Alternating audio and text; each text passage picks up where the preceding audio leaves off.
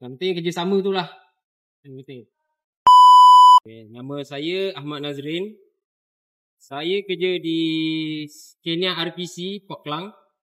Jawatan sebagai assembler pasang terak atau pasang.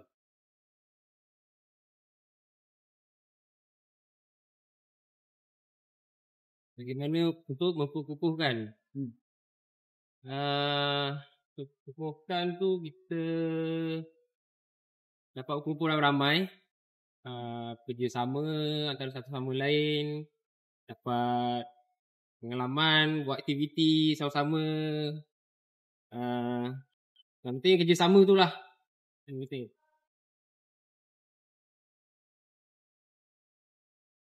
Yang saya dapat pengalaman satu silaturahim antara kawan-kawan lah yang lain. Tak kira lah tim saya ke atau tim-tim yang lain tu, kira orang rapat lah, silaturahim tu dikukuhkan lah. Aktiviti yang paling best kali masa kita main apa? Main yang tali tu. Tali yang bola tu. So dalam bagi tu, itu mencabar lah. Sangat mencabar lah. Harapan saya bukan di luar ni saja.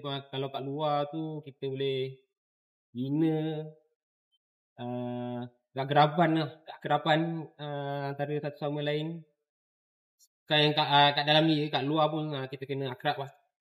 Jadi sama lah.